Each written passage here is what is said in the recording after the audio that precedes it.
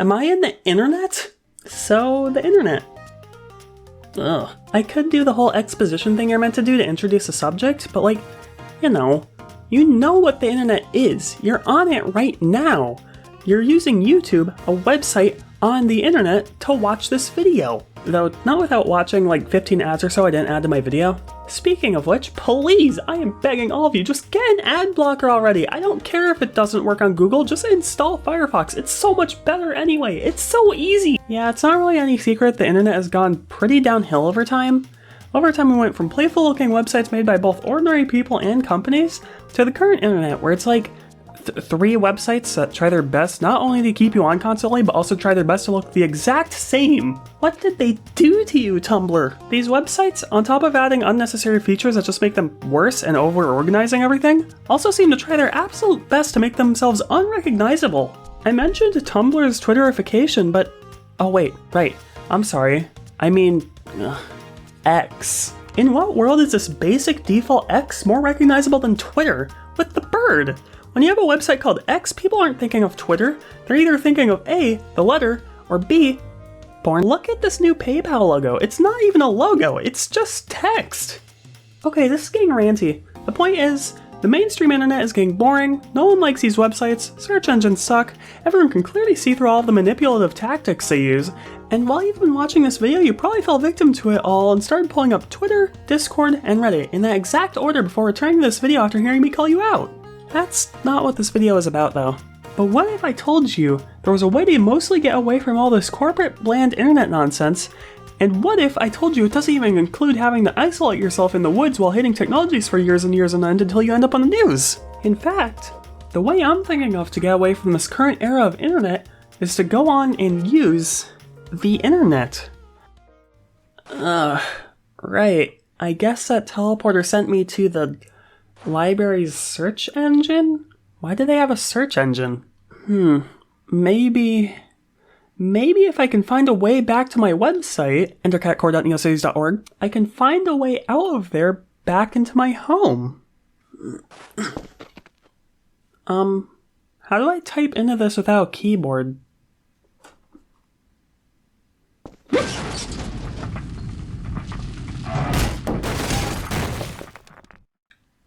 Right. Stable. Let's start off with the most obvious stuff, that being, no matter what website you're on and how corporate it's become, you still have passionate people on these sites willing to share cool stuff or just be funny. Are they stupid?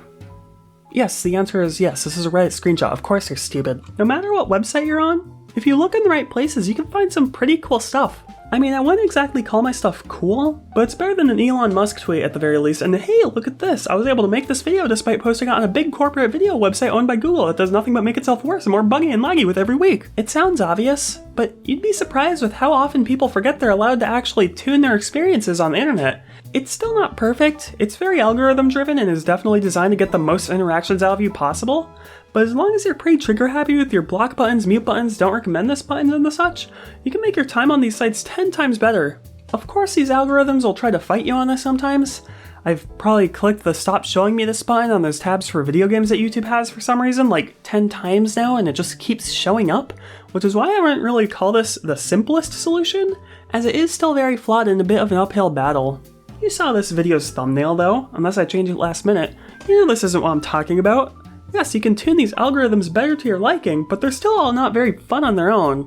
This is where personal websites come in. And speaking of, I'm sponsored by Screw You, Squarespace! neocities is a free website hosting website that gives you complete freedom over all the HTML, CSS, JS, fonts, images, etc. used in your website. As you could maybe guess by the name, it's basically GeoCities. But instead of a G, it's a N. Oh, and also it isn't dead. This much freedom, however, means that you'll need to learn how to code in HTML and CSS to keep up with what everyone else on these websites are doing.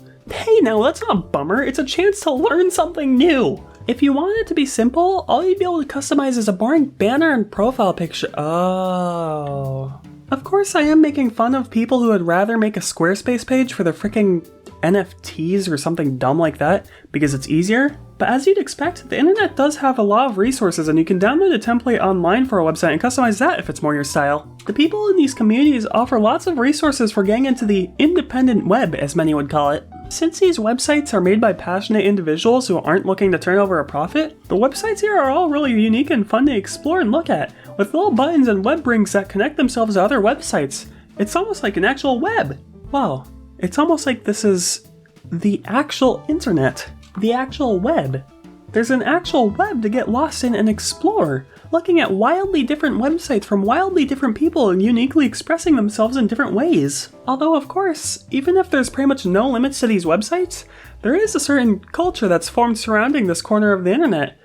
Being very focused on a free, privacy-focused internet, being full of artists and programmers, everyone is probably pro-piracy, and half the people making these websites probably use Linux, including me as soon as Windows 10 support ends. Naturally, all of this being inspired by the old web, large parts of this culture are focused on basically any internet trends that existed before the 2020s. You've got your 90s inspired websites with GeoCities era GIFs everywhere, likely pulled from GIF cities, which is a really good resource for searching these types of images and what old archived websites they came from. A website also created by the Internet Archive, making them the certified pretty cool guys with the internet that corpos hate for dumb reasons. 88x31 buttons from that exact era are basically on every neocities website, regardless of the site's theming. Of course, it's not just 90s stuff that's pulled from, it's very common to find 2000s blinkies and of course 2010s DeviantArt stamps everywhere. Although, I'm disappointed to say, I've barely seen any licky cats on these websites ever.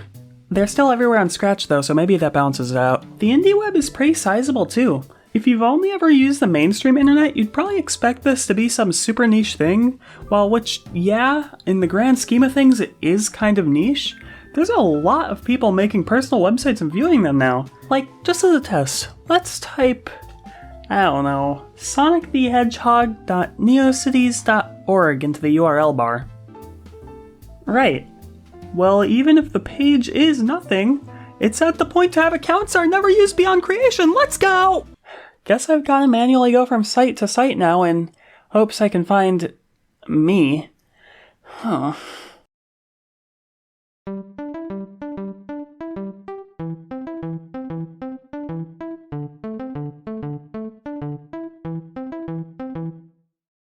Twitter here and Tumblr over there, look at that, it all just looks the same, ads and trackers and no more else here.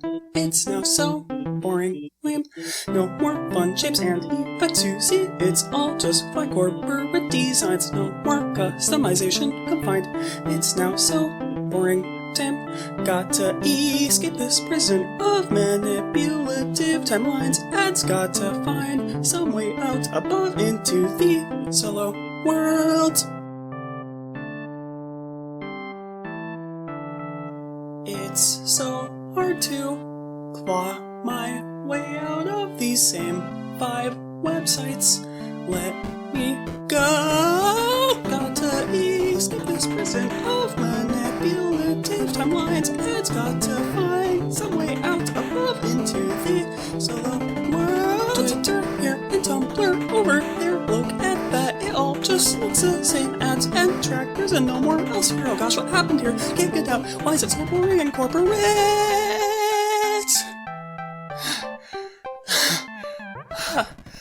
I'm gonna end up on a cringe compilation, aren't I?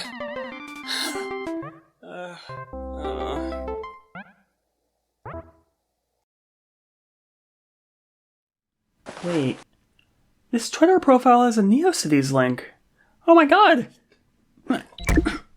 I'm still a ways from finding my website, but I'm infinitely closer to getting back to my website now.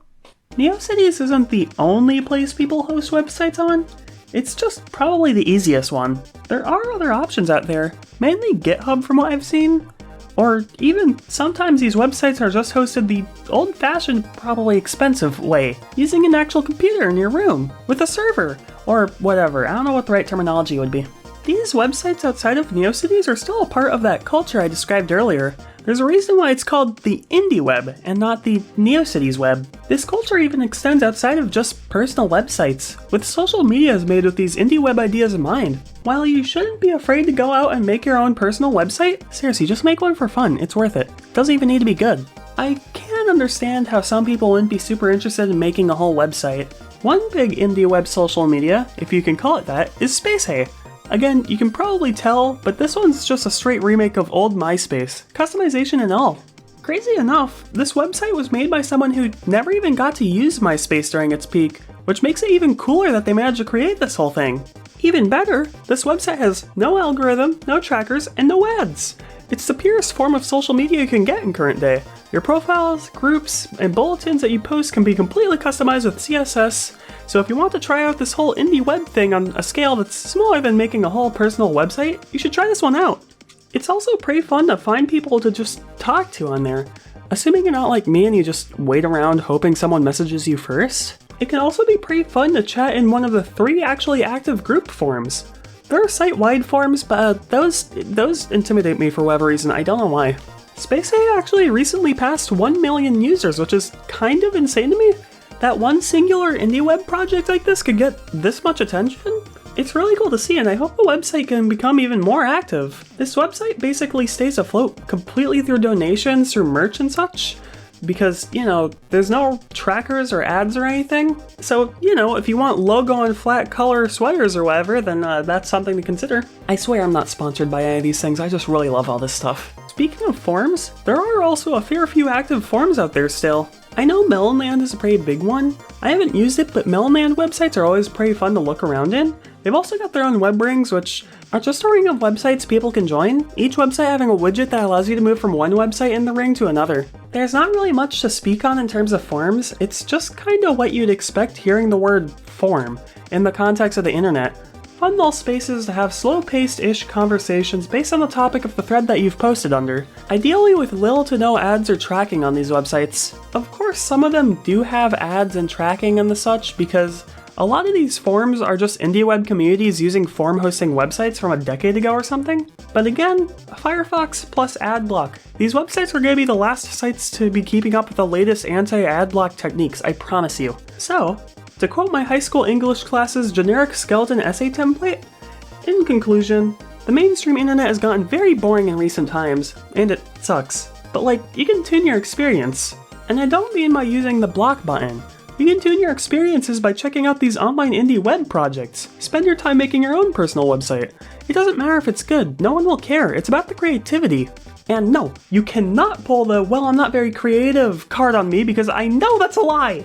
I joked about it earlier, but making a personal website is really a learning experience. Even if you don't understand HTML or CSS, every personal website works together with other personal websites to help everyone learn more of this stuff. You'll make your personal website, then start going around looking at and exploring other websites, and then you'll look at these websites made by other, individual, passionate people, and then become inspired. You'll want to do the cool things they're doing, and over time you'll try and figure out and learn how to do one cool thing at a time until you have 10 times the experience in web building. Never did I think I would have experience in this stuff. I wasn't even interested in this kind of thing just 2 years ago, but now, simply due to the existence of other websites made by passionate people, I can say that I kind of know what I'm doing now, even if my code's super messy still. If you want some inspiration, just start by finding one indie website and then just explore until you find something cool, where it's simple enough to where you can kind of understand how it's made, and then start searching up how to do the stuff that you want to do. For me, this website was Adulterin, Spamton Sweepstakes and its various hidden websites. Yes, I know that's technically not an indie website, but I don't care. Just take one look at these pages and tell me you don't see it. They all look so fun, yet simple. It gave me the confidence that I could make something cool, even with my lack of knowledge. And a year and a half-ish later now, it's gradually snowballed into me being slightly better than mediocre with website building. It's really one of the most natural learning curves I've experienced, I think. Alright, I'm here.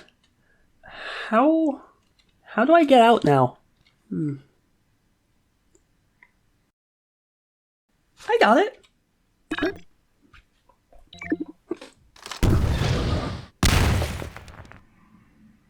Stop destroying this website! We are the police of the internet! Oh great, the internet has literal cops now?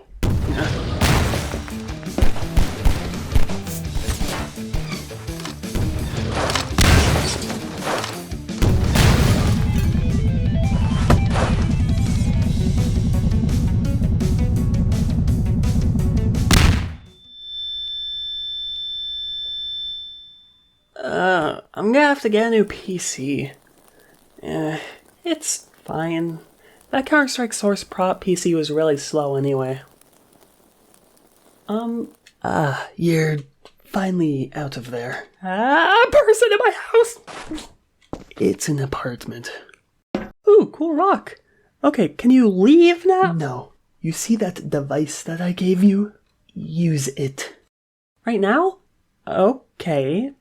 No, not right now. Just listen first. That horrible, evil wolf entity you've been encountering, use it on them. They will be trapped in the device forever, as long as you don't break it or let them out. Huh.